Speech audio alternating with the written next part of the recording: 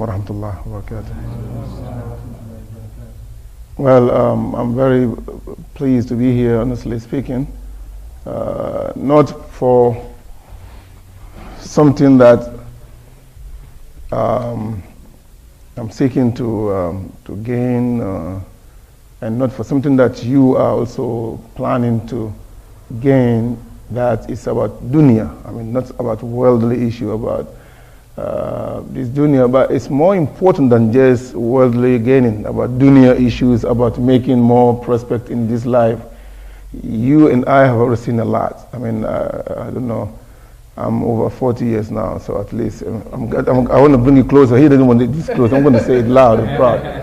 I'm over 40. I'm going to leave the plus for you to guess. 40 something, okay? Ladies always don't want to disclose their age. They will say, I'm middle age. I'm like, what is middle age? We know middle age is not a good news. You know, when you say middle age, you know, so when she's over 40 or 50, she says, I'm still middle age. So you don't get your real age. But I'm over 40, alhamdulillah. If you want to know precisely, I will tell you after the class. Also, just for correction, I'm not the head of the program. I'm just one of their lecturers of the highest. We have level 1 and 1.5, 2 and 2.5, and 3 and 3.5. So from 3 going is considered to be the highest.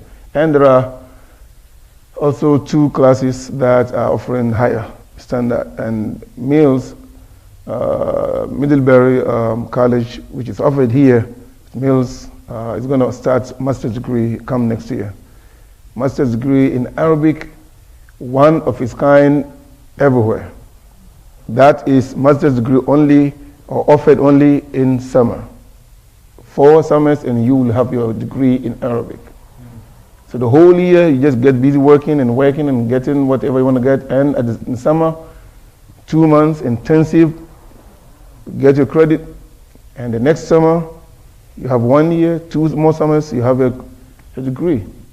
I mean, I think that is the most brightest thing you can ever do for your life, is to add more news and knowledge to yourself and to understand your Quran and Islam while you were actively working. But at least you have all the necessary information contained by this book, and it's called Al-Manhaj Al-Haraki. Al-Manhaj Al-Haraki Lissira Al-Nabawiyya. We cannot speak about this book without knowing anything about the author. We have to know who is the author of the book, where is he from, where is he living now, what is he doing for a living, and whether you guys might have known him or something like that. So this is very important, because we're going to cover the book from cover to cover. Number 1, the name of the author is Muhammad or Munir Muhammad Al-Ghadban. You can see the name here. Munir Muhammad Al-Ghadban. And he is Syrian. He was born in Syria in 1964. He was born in 1964 in Syria. I hope I'm correct with his date of birth. Is very important not to be mistaken on that. Munir Muhammad Al-Ghadban is a Syrian, and he had his BA in Sharia in the Syrian University, and also received a diploma in education. Then moved to Egypt. Had his MA in Arabic language and literature from Mahad al-Buhuth al-Islamiyya, Institute of Islamic Research and Studies in Egypt, and moved to Sudan, where he had his PhD in Arabic language and literature. So, see, from Sharia to education, Islamic education, to Arabic language masters and PhD in Arabic language and literature in Sudan. He has been the head of the Muslim Brotherhood in Syria. He was a former head of the Muslim Brotherhood, Ikhwan al-Muslimin, they call it in Syria. And he moved to Saudi Arabia. And ever since then has been very active in teaching, writing, and authoring books. He has worked for WAMI, that is World Association for Muslim Youth, and also has been an instructor of education, Islamic education, in several Saudi institutions. He worked in also Al-Qura University, research associate, and also authored many books in Sirah and Nabawiyah, the Prophet ﷺ's biography, and many other books. So he's very active writing, teaching and instructing about Islam, women in Islam, about the movements of Muslim Brotherhood and their mistakes and direction that they should take. And he actually is a reformer, if you want to say. He's a reformer who is well invested in the biography of the Prophet ﷺ. Always his mind is we have to go back to the source. We have to go back home to get it from the Prophet ﷺ and implement it in our lives. So he has written books in Saudi, and those books are the textbooks in many female institutions, four-year college. His book is one of his books are the textbook, and other books are in secondary school level and high school. You call it high school here. We call it secondary. So he's just everywhere, writing, publishing, and also an Islamic activist. He has been he has traveled many countries for dawah purposes. So this is, in short, the writer. He's still in Mecca today, doing the same thing. And if we ask about the motivation for writing this book, what motivated him, he mentioned that very precisely, and that's very important too, because I want you and I to actually implement what we're talking about today, what we are studying here, so that we can live by it, so we can learn and implement it in our own lives. So you can start like he did. I mean, writing this book did not happen in one day. It took him many time and many years. He said he had been in love with the biography of the Prophet Muhammad ﷺ from his childhood. He always loved to read about the Prophet ﷺ, the beginning of da'wah, even his life before da'wah, and every step of his way, the da'wah. So he has been interested in reading and acquiring knowledge about the da'wah. And he said his life was fashioned by the stories he heard or read about the da'wah. Because some of these stories were read to him by his teachers and some read by himself. So he said those are the sources, information that he had from his teachers, and those that he himself read about the Prophet ﷺ and his lifestyle. So he has been so much in love, and that has been the best thing for him.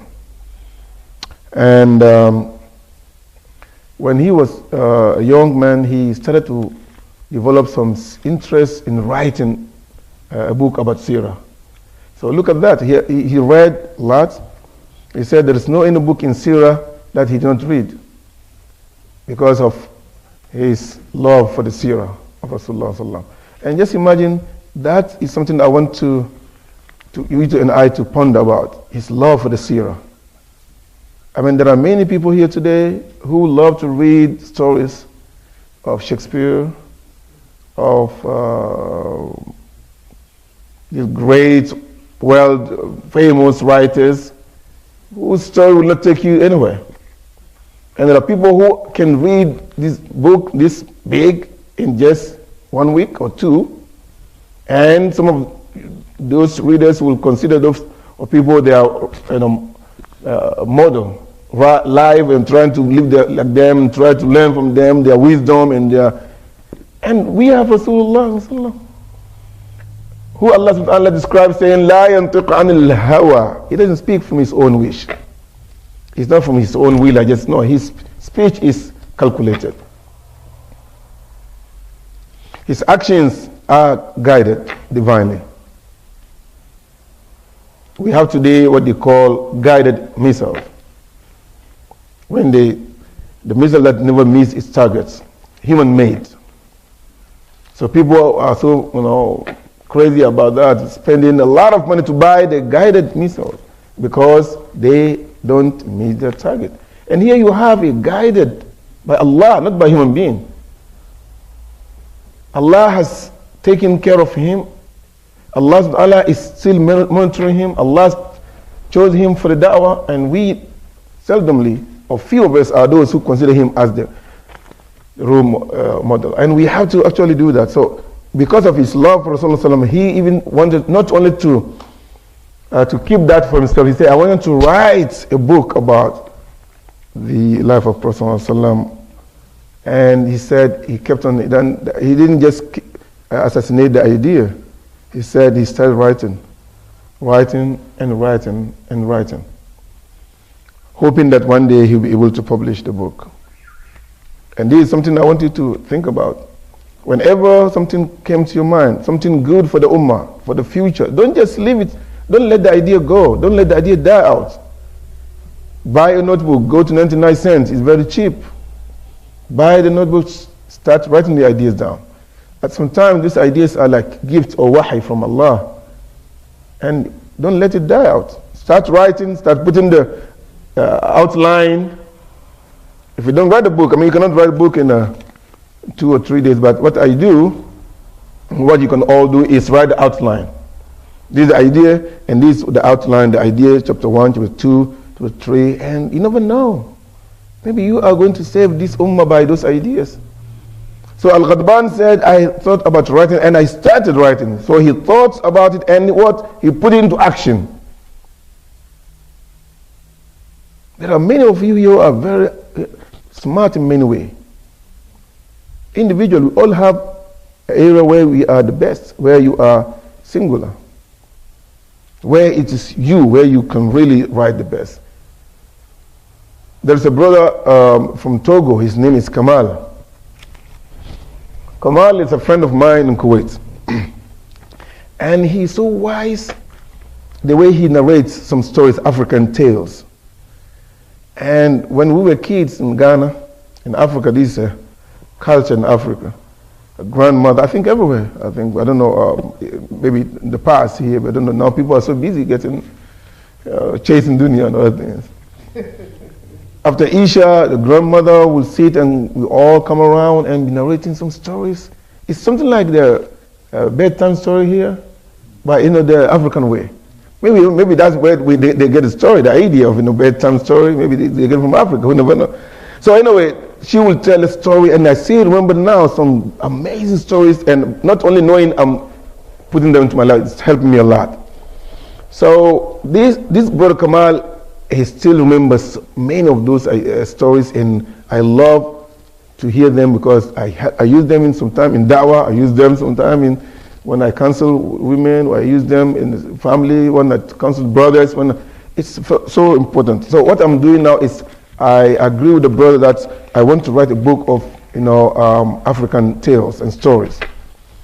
And this is not Islamic, but it's something that will help. It's about wisdom. He's a wise man. So we start on phone. He's now in New York. When I called him, I said, Kamal, I want the story about family, about being kind to people. We all know how to be kind, but when it came in the form of story, it's different. The taste is different. So I'm writing. He says, so I could just forget about DA. He's far away in New York, but he has to on the phone, and I would sometimes record or write the outline, and then later write it and read it to him and see so what I'm trying to say is, as Muslims, we have potentials, we have energies, we can do many things. So he started to write about the biography of Rasulullah ﷺ, hoping that one day it will publish. Well, he keep on growing and the reading continues. Then he started to read about Fi Dhilal al-Quran. That is a tafsir written by Sayyid Qutb. Have you heard of Sayyid Qutb? He's a famous da'iyah, a reformer in Egypt, who was put to death by Jamal Abdel Nasser. He wrote a book of 20 volumes, Fi Dhilal al-Quran, about tafsir. He started writing in prison. Just imagine someone is in prison, and that's where he said, Alhamdulillah, became like a masjid for him. Try to bring all his energies, his ideas, his knowledge, and start to write tafsir. It's one of the leading tafsir today. And to me, it's one of the best tafsir. Because it's amazing as if Allah, just opened the doors of knowledge while in prison.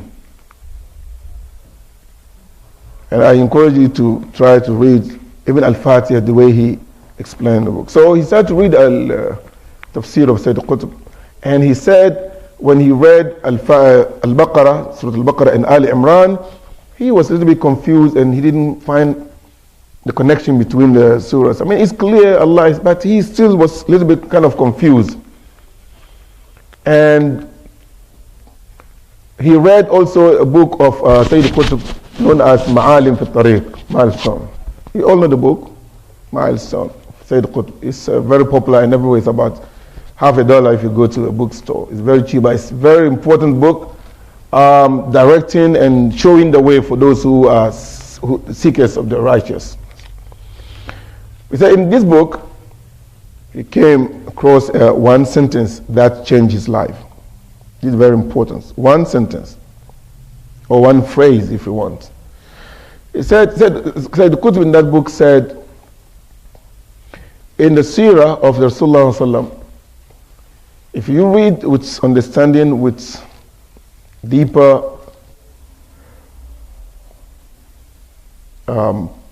investigation, you would find that the seerah is made into stages, and each stage is a preparation for the next stage.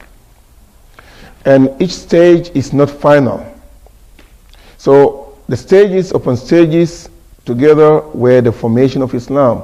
So at the end, at the last stage, when Rasulullah passed and returned to Allah, that's the end of Islam.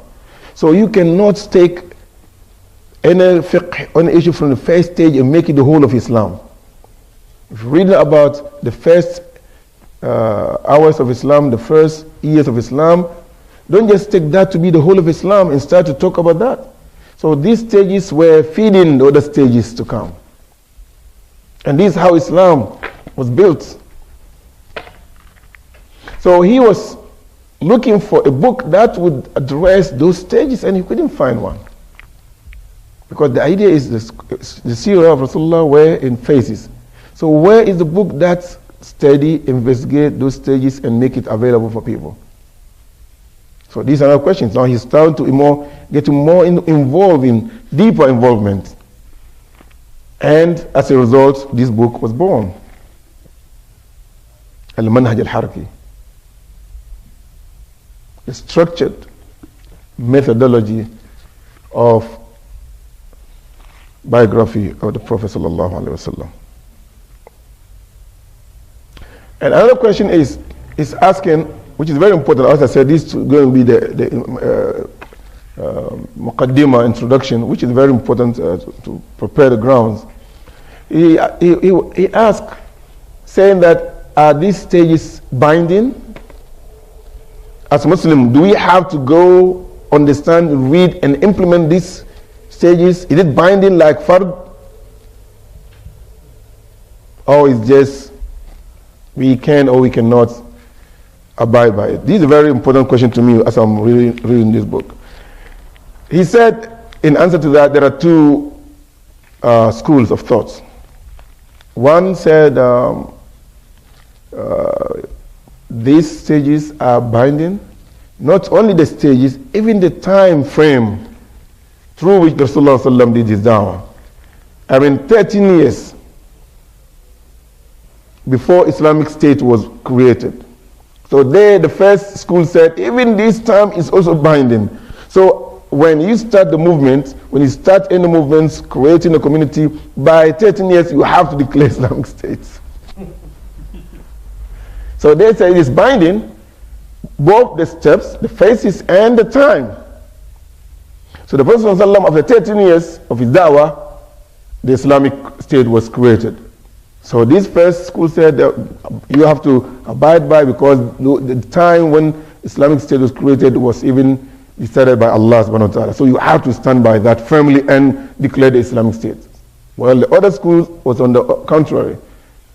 That the stage is very important because the Prophet ﷺ was guided by Allah. But the time frame is not important, that we have to stand by the time. What about if people are not ready? What about if the situation is not conducive? So you don't have to force and declare the state where you know the state is not going to be a real state. So the issue is that we don't have to, I'm not talking about we have to create a state, Islamic State here in the lighthouse. And bring the brothers and Sandiada taking the walk in the street, and I'm talking about how to benefit from the movement and the ideas and what to look for, and the way the Prophet ﷺ benefit even from the social, political, and economic situation of the time. Even use it for the da'wah. Benefit from that for the da'wah. So that is something that we need to be very careful as we understanding and reading this book.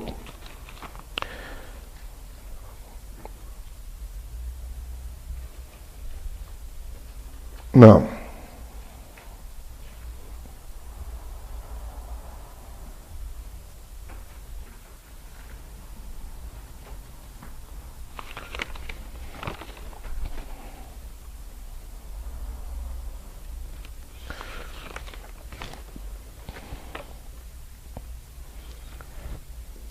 moving to the next most vital point is, what are the books in Sirah that were authored or written?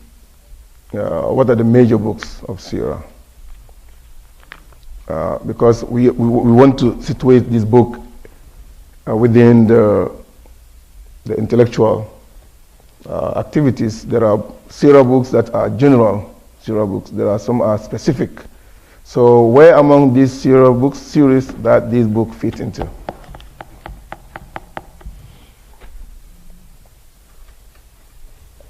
There are several books. The first Sirah book ever to be written that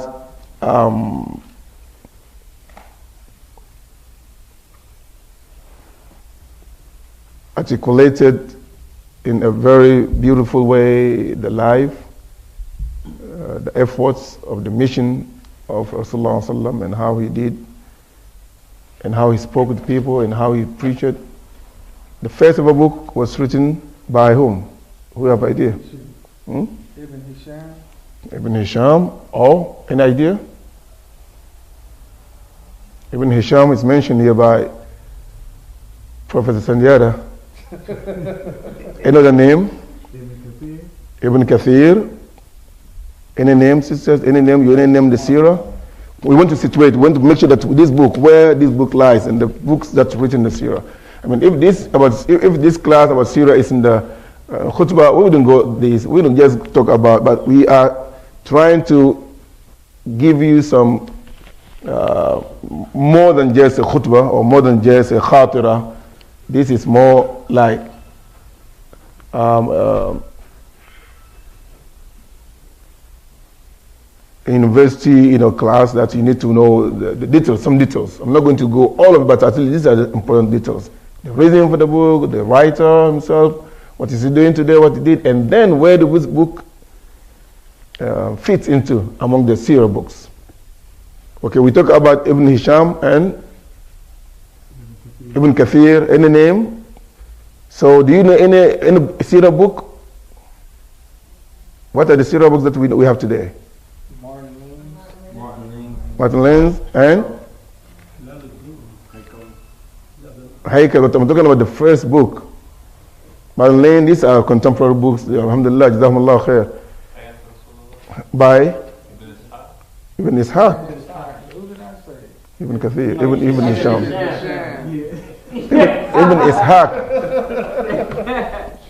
So Ibn Ishaq is the first person to write about Hayat al-Rasul sallallahu alaihi wasallam as the first known and respected articulation about the life of Rasulullah sallallahu alaihi wasallam. That was in the 2nd century Hijri. Al-Qarn al-Thani al-Hijri. He died in 157 Hijri. And this book was not famous enough. So I don't blame you for not knowing Ibn Ishaq. He wasn't too famous except with from the intellectual folks who are writing and researching. This book is the source of Ibn Hisham. Ibn Hisham studied this book, summarized the book, critiqued the book, and published it. So this book became popular with Sirat Ibn Hisham. So Ibn Hisham book actually is Ibn Ishaq's book in a different way. So he studied the book, he rewrites the book, he added some of his views, he critiqued the book, and that was the most famous book going back to the historical perspective. So we have Ibn Ishaq. That is almost the first book that we have so far. Could be some books, but Ibn Ishaq is the book that we can count as number one.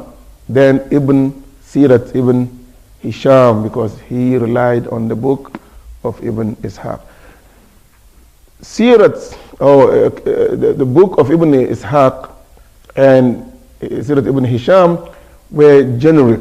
They were written in the sequence of the years. Hijrah, from the how the Prophet ﷺ started and end from year to year. So it was about the year number 1, this is what happened. The 2nd year, this is what happened. The 3rd year, this is what happened. The 4th year. So the book was written chronologically, according to time wise. But there are books in Sirah which did not go through, which were written according to the time. Why? They were written like Al-Maghazi. Some books were written covering the battles and wars of Rasulullah only. Some books were written about the Shama'il al-Nabawiyya, the character of Rasulullah. How does he sleep? How does he eat? How does he talk to people? It's also Sirah, but in different way. Those enumerate Rasulullah's movement from home with people, buying, selling, talking, walking, dress, everything, all the way to the time when he was sick and the siwak. So that is all about Shama'il. And there are books that talk about al-akhlaq.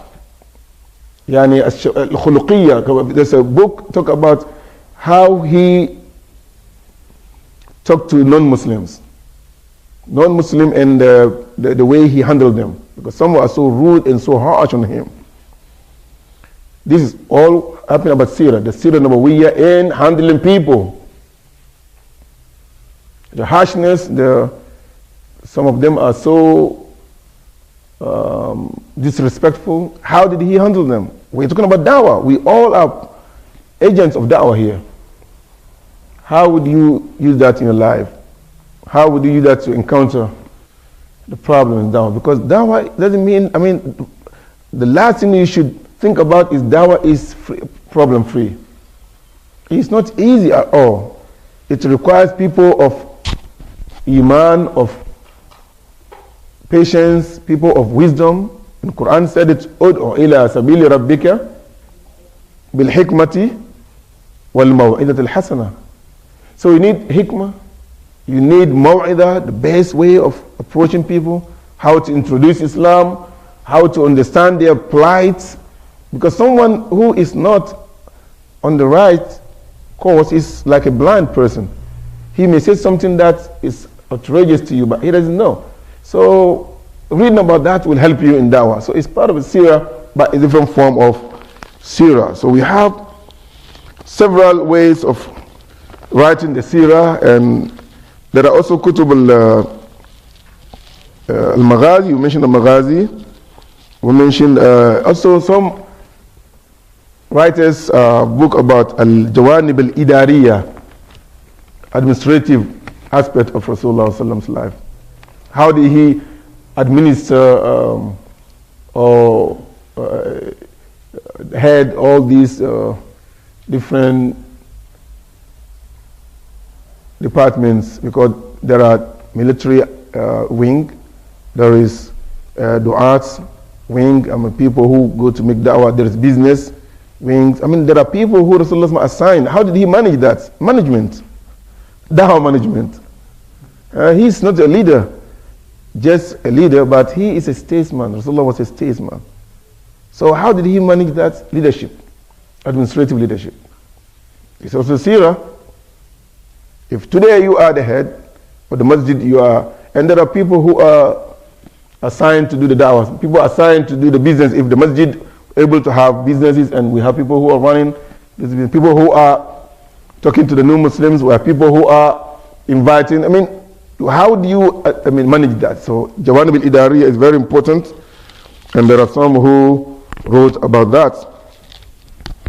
And also al-Jawanib al-Askariya, military aspects. How did the Prophet ﷺ manage the military affairs?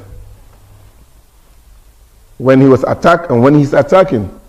And when he was attacked, what are the rules? When he is attacking, what are the requirements? These are very important in the seerah. Especially today when things are messed up, we don't know where to start and how to get started. Who to attack and what to attack and how to attack. These are something. Islam is not a religion of fight, but Islam also does not say don't fight when the fight is brought to you. But still there are rules. And if you read the Quran, always calling for peace, always advocating for peace. وَإِنْ جَنَهُ لِلسَّلْمِ فَجْنَحْ لَهَا. When they resort to peace, stay with that. Take that course. أُذْنَ لِلَّذِينَ يُقَاتَلُونَ بِأَنَّهُمْ ظُلِمُوا وَإِنَّ اللَّهَ عَلَى نَصْرِهِمْ لَقَدِيرٌ. Those who are fighting the Muslims, that Allah has given them permission because they have been forced to fight.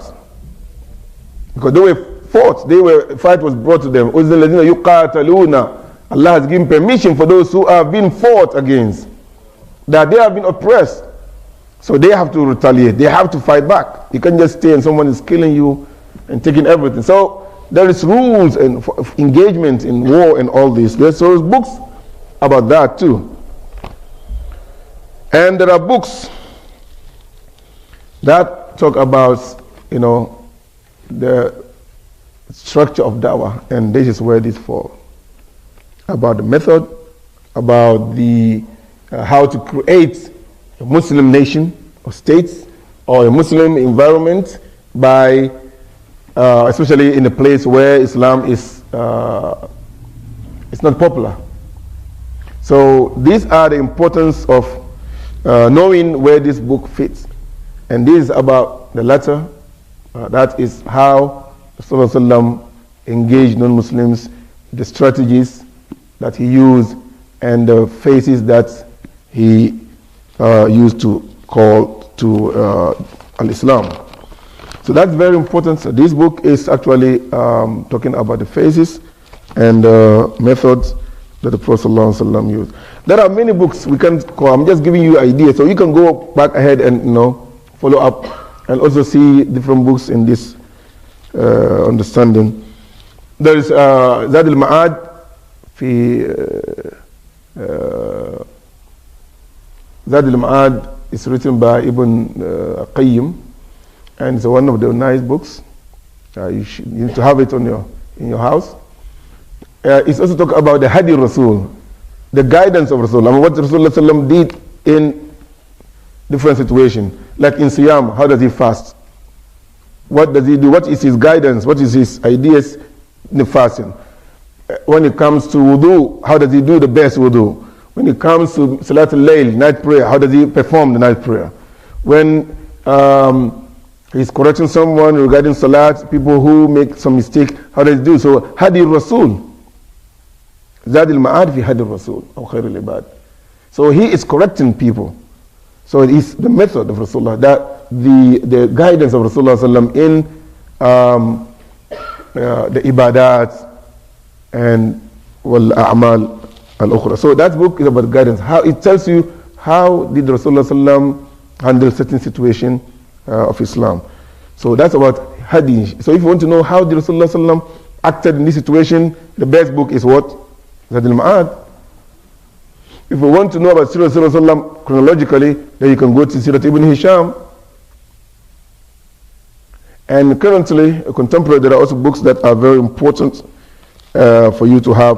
One of these books, one is not popular, is Fiqh Sunnah, Imam al-Ghazali. Fiqh Sunnah is a very small book, but it is very engaging. And the reason why this book is important, because it's talking to you, Muslim today, from the past. I mean, he would address a certain issue in the Sirah and then contemporize it. Bring it today and how we do things and explain a lot of it. So it's a very small book, and I love reading about Imam al-Ghazali, rahimahullah. I'm not talking about Imam al-Ghazali, Hujjatul Islam, talking about the contemporary person who died somewhere, I think in Saudi Arabia. I attended a meeting, Mu'tamar al-Janadiriya, and he died in Saudi Arabia, where he even said he wanted to be buried in Medina. And subhanAllah, Allah accepted his dua and he died. There's another book, Sirah Nabawiyya for Mubarak Fori. Mubarak Fori al-Rahiq al-Makhtoum. You all have it. Do you know the book? The Sealed Nectar. Yeah. Yeah? The Sealed Nectar. The Sealed Nectar.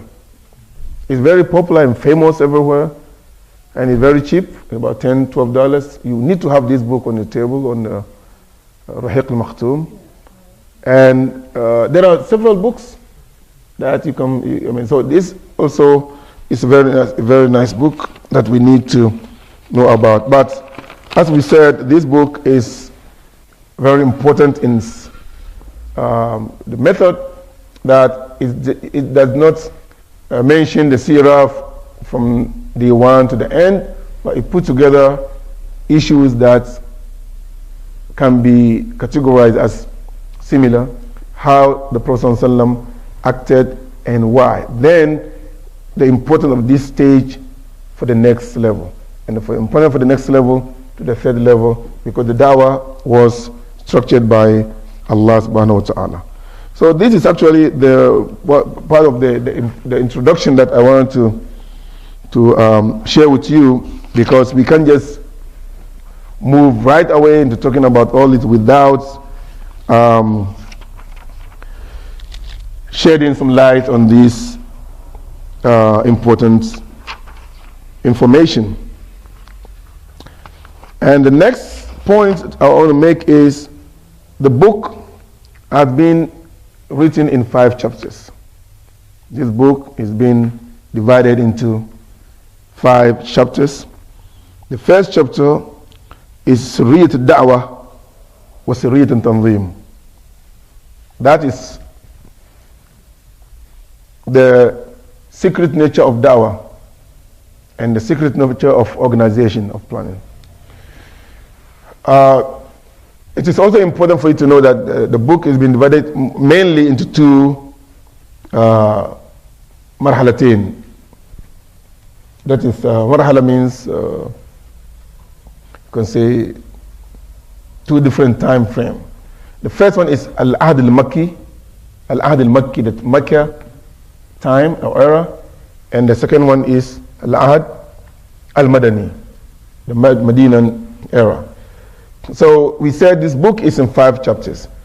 The first chapter the Ahd al-Makki has 3 different stages. The Medina, the Meccan time, the era. The Meccan era had 3 different stages or chapters, and the Medinan era had 2. So together make 5. So it's 5 chapters. 3 is all about Mecca during the Meccan time, and the 2 chapters during the Medinan era. And as you all know, the Meccan era is full of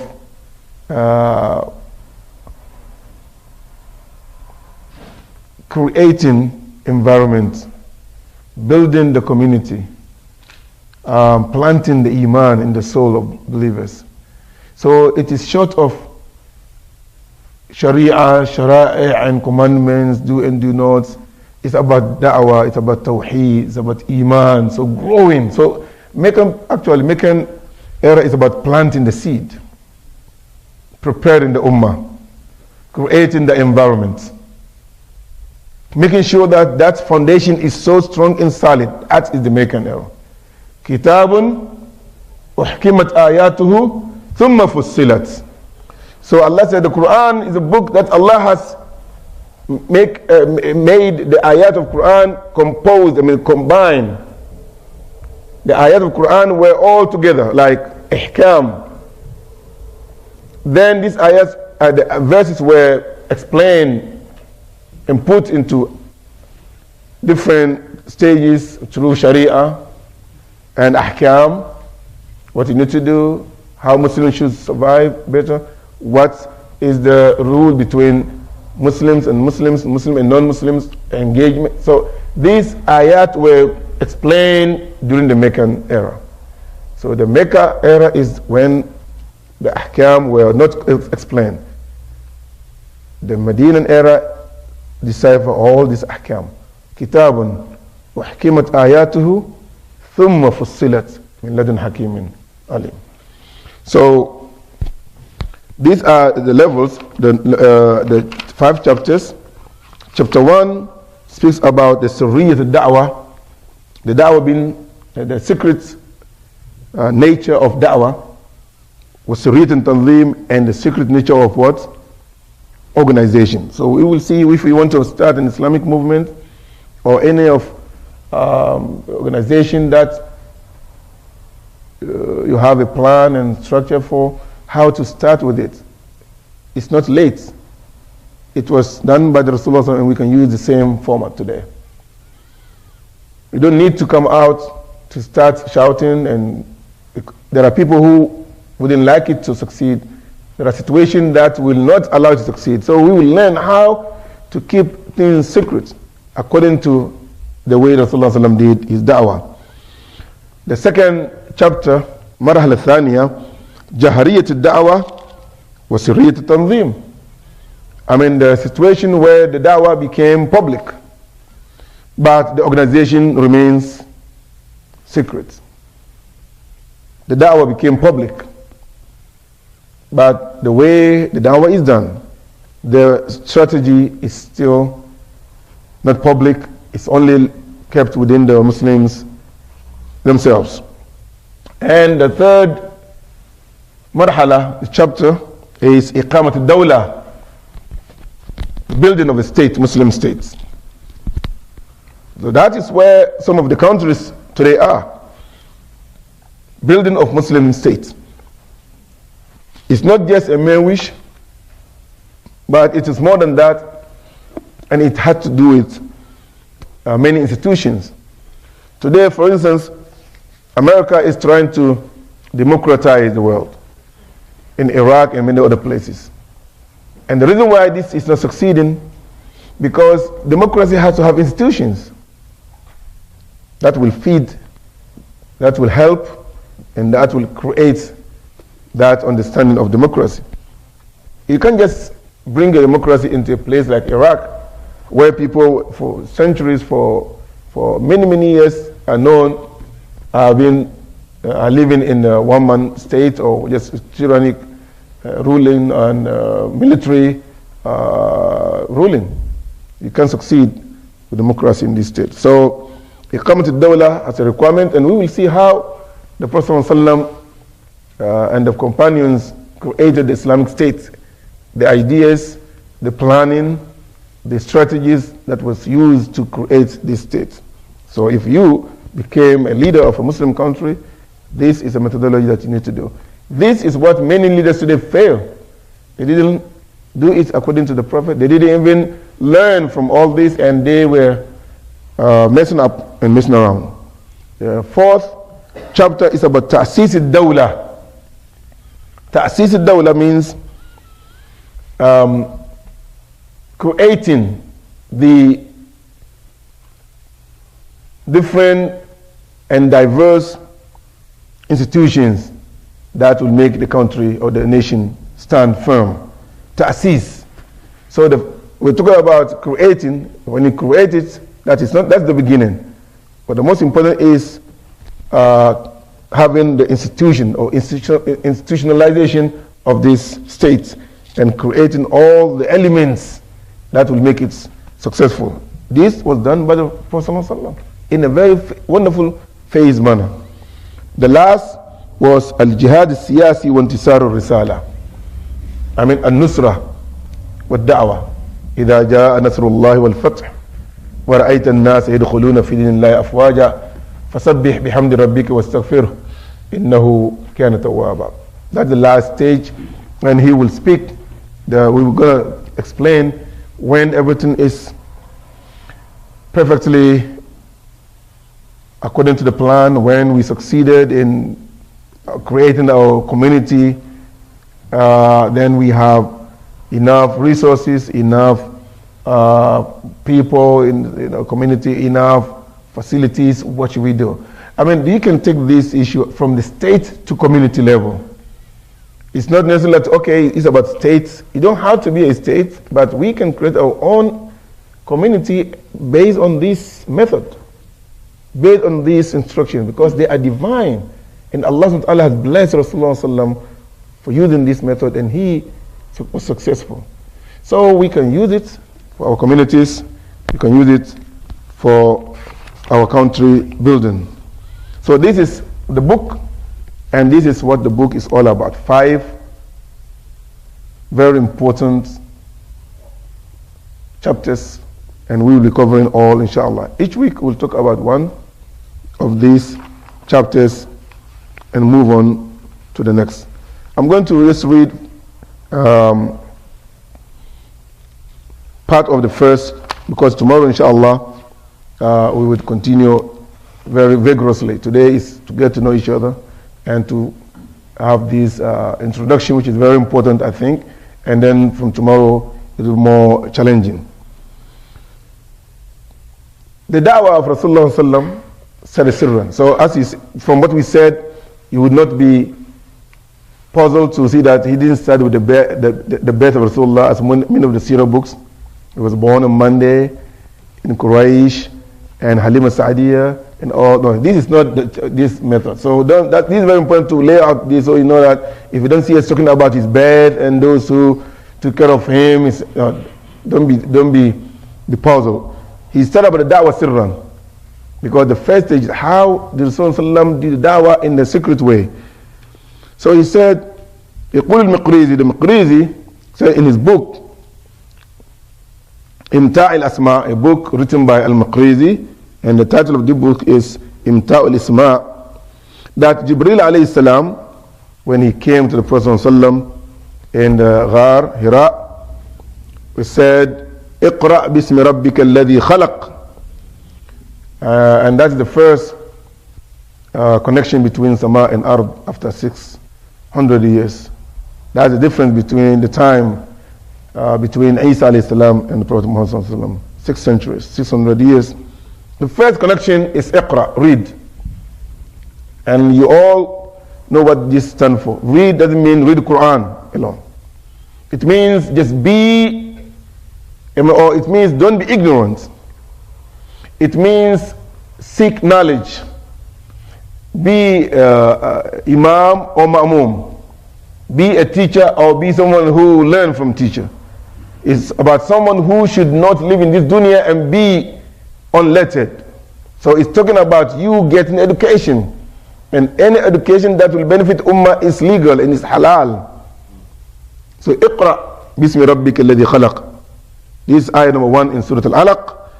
He said he returned to Khadijah and he stayed without saying anything. After the first encounter with Jibril disappeared and the wahy was not coming. The Prophet ﷺ became disturbed about Jibril's disappearance.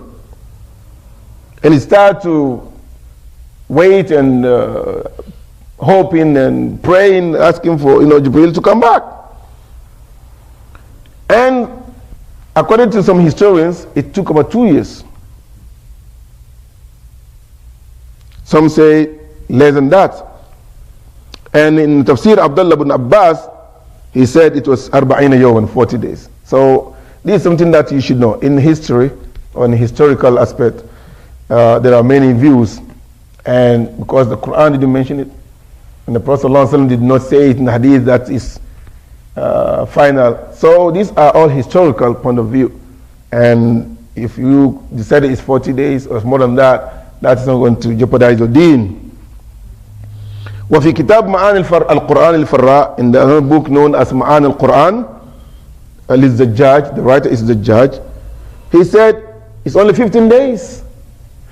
So this, as I said, I want this to challenge us, to challenge your mind and my mind. There are people today, something that is debatable, an issue that we can give and take, an issue that is not final, all different ways are possible. Then some people lack the heart of understanding, number one, or the heart of even respecting other view. And the moment he has his view, that is final. And will consider you that is ignorant and you are on the wrong, or you are maybe calling you name for something that we can even debate on it. Look, from 2 years to what? 15 days. Since there is no Quran in it, there is no Sunnah final in it, this is about debate. Get your sources, get deeper, read more, get more evidence, and we can talk about it and smile and go back to dining, dinner, and eat some food together. But we overtaking some things, and if we look at the difference between Muslims, some issues that can be repaired, and then we just make it problematic. وفي كتاب معاني الزجاج للقرآن معاني القرآن للزجاج كانت 15 يوما وفي تفسير مقاتل in tafsir of Muqatil, how many days? Who can guess? 3 days. 3 days.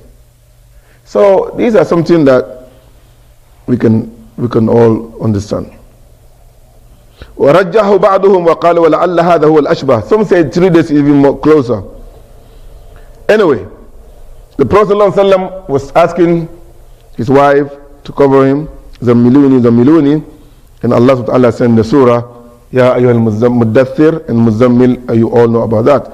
فكانت الحالة الأولى بغار حراء حالة نبوة وإيحاء. The first encounter in the Ghar, in that cave of Hira, was to prepare Rasulullah ﷺ. It was nubuwwah to make him, it's to assign him. It's when the president calls you and said, we have assigned you to be the ambassador.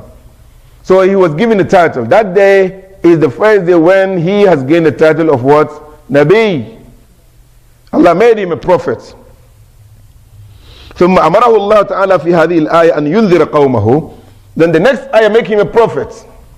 So the first ayah make him a prophet, and the second ayah make him what? Messenger. Go out and preach, because prophet, there's a difference between prophets and messengers. Do you know the difference between prophets and messengers? Yes? What are the differences, sister? Yes?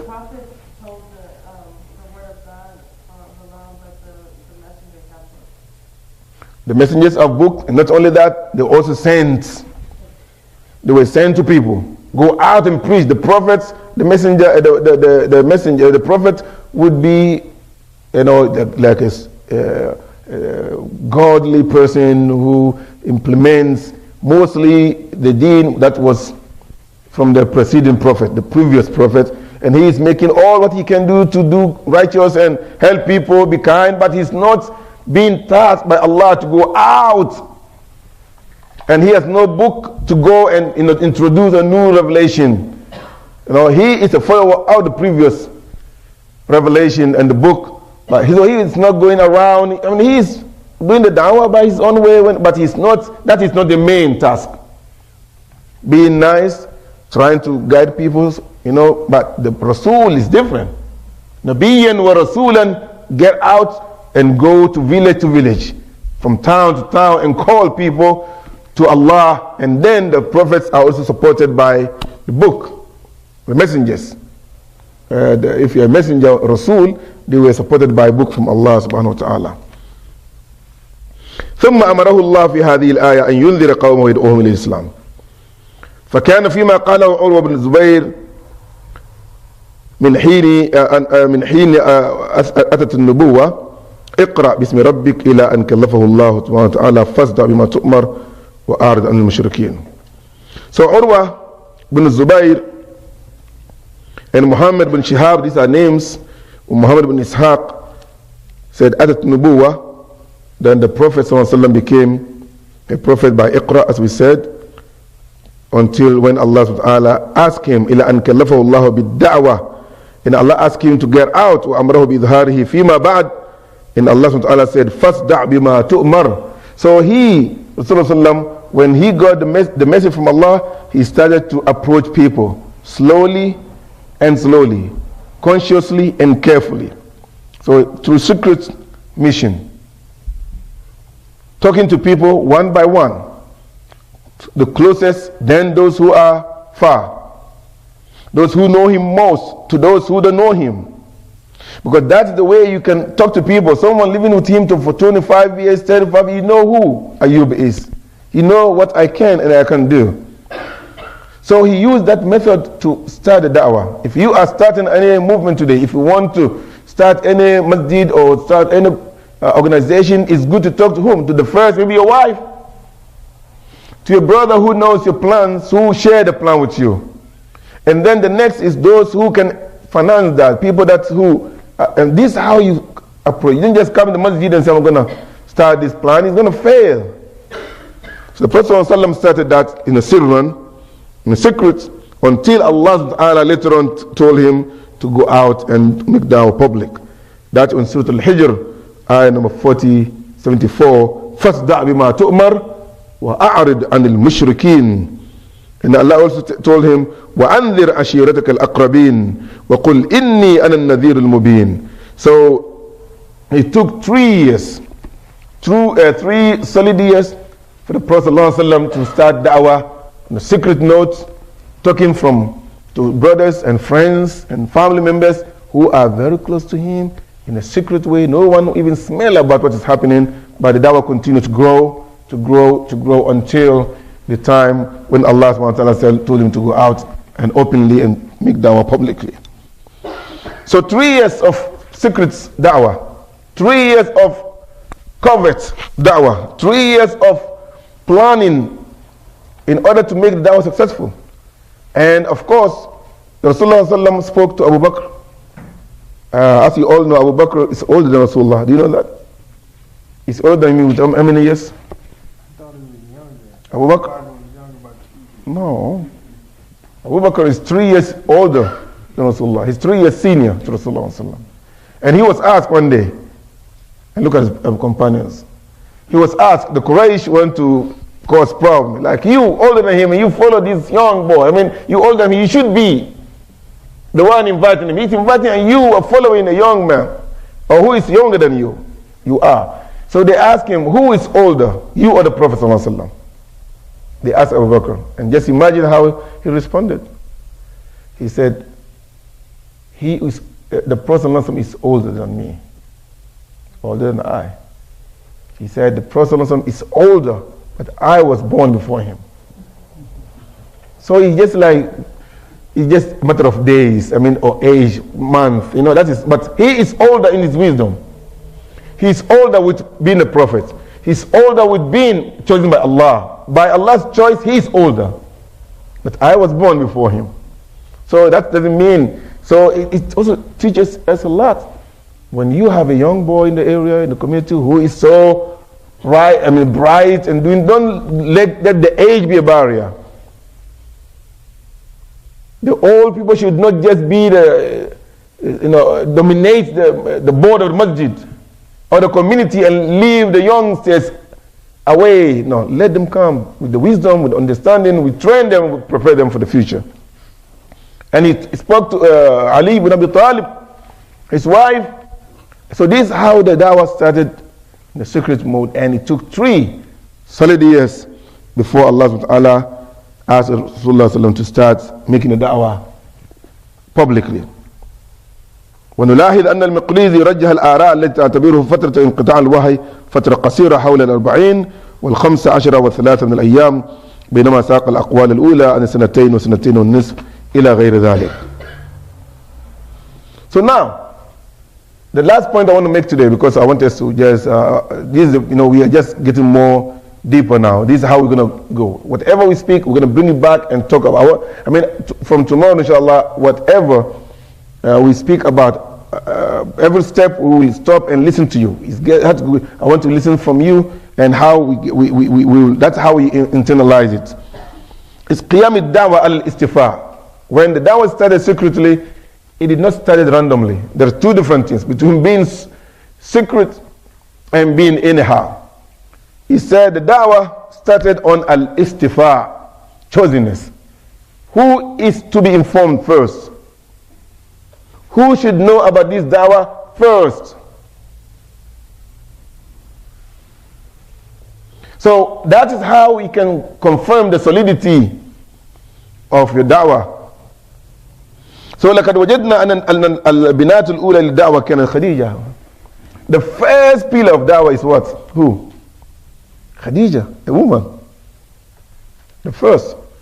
If Khadija were not Khadija, if Khadija were not so matured and so religiously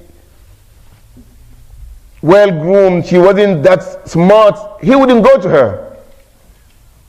And Allah wouldn't have allowed him to go to Khadija.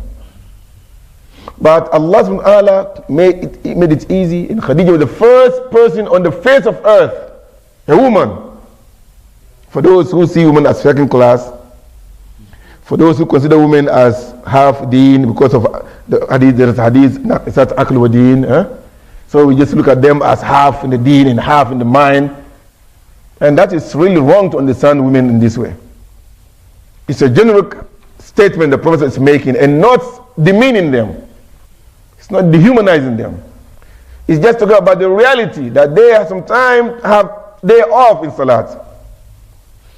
And during that period, sometimes things psychologically and physiologically, they are not the same. But he's not asking you as men to look down on women because of that. So men just exploit this hadith and look at women as something from different species, from different planets. And that is just the men's drive to dominance and be upon the women in the way that Islam doesn't even accept it. So Khadija, one day, I don't know where did I say that, I think in my last speech, the Malik Fahad, when I said Islam started with women, listen to this statement. Islam started with women and ended what? With women. So there are women, great women in the beginning and the end, not men. And that tells you, and those who are shouting elsewhere and saying Islam is against women, Islam oppressing women, on these all type of lies, to go and read about Islam.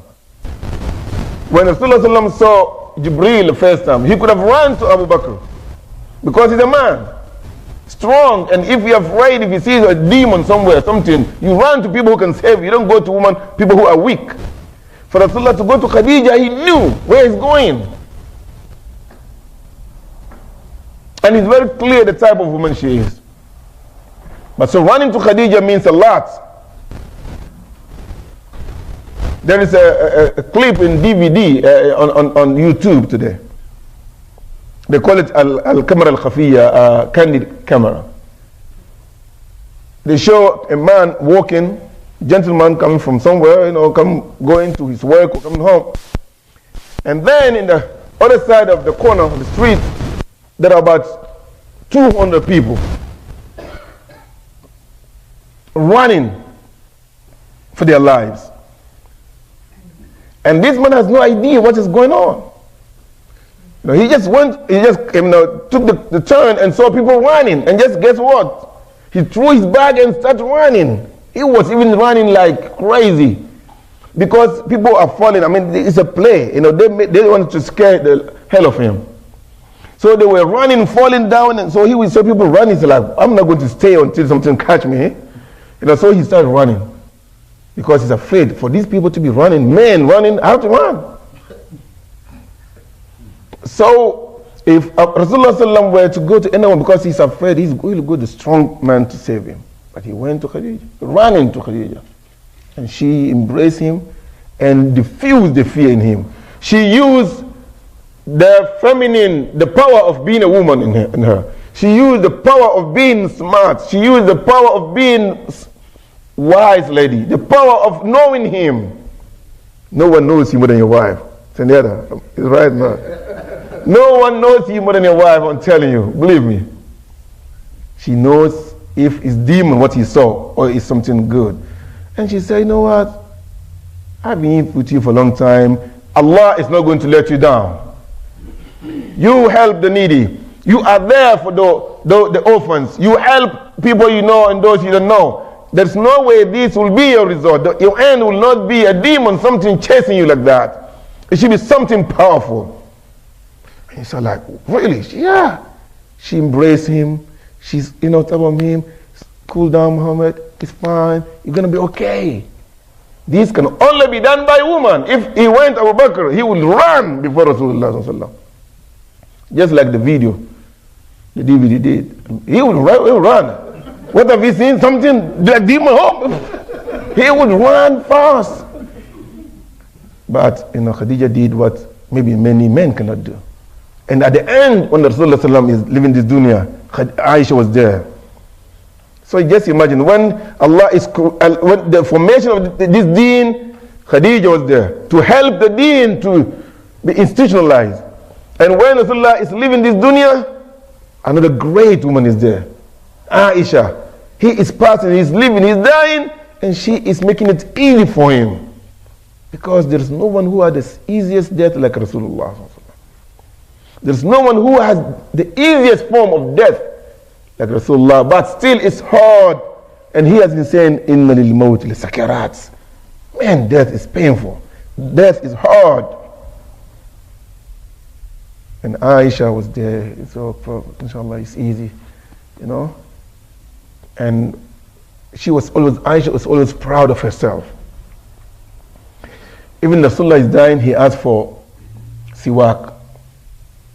And when the companions came, he was chewing the stick, and the Prophet was gazing at him.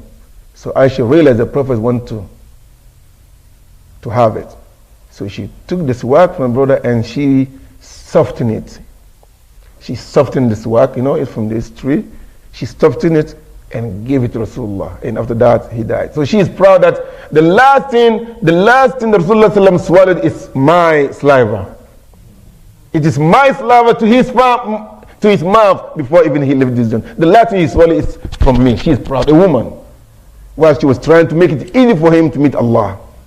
And you come and tell women are strong? They are. They are very strong. So, Khadija, Abu Bakr,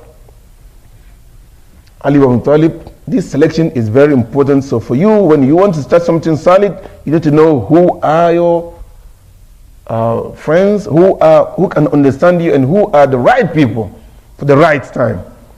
The right people for the right time. Apart from Khadija, the first person to accept Islam among men is who? Abu Bakr radiallahu anhu. And Abu Bakr believed in Rasulullah like no one else. No one can come in close to Abu Bakr's iman. No one, anytime. The kuffar tried to make him doubt, he never did. He always stand firm. So Rasulullah knew that this is the man that I need at this time. He went to Abu Bakr. And then Ali. So this tells you that the first stage of da'wah, you need to be selective to know the people. So talking about qiyam ad-da'wah ala al-istifa, by choosing the right people at the right time who can help you to achieve your aims. Inshallah, when we meet tomorrow, we'll continue for the first phase of this da'wah, and then each phase we will allow room for more involvement from you, inshallah. And as I said, today is just to give you more about the introduction. What is this book about? The chapters of this book, who is the author of the book, and where does this book fit in the history of Sirah. أقول قولي هذا وأستغفر الله لي ولكم والسلام عليكم ورحمة الله تعالى وبركاته. If you have anything to say, any question or something, I would like to hear before I rush back to campus, inshallah. Assalamu alaikum. You guys might have known him or something like that. So this is very important because we're going to cover the book from cover to cover. Number one, the name of the author is Muhammad or Munir Muhammad Al-Ghadban. You can see the name here. Munir Muhammad Al-Ghadban. And he is Syrian. He was born in Syria in 1964. He was born in 1964 in Syria. I hope I'm correct with his date of birth. Is very important not to be mistaken on that.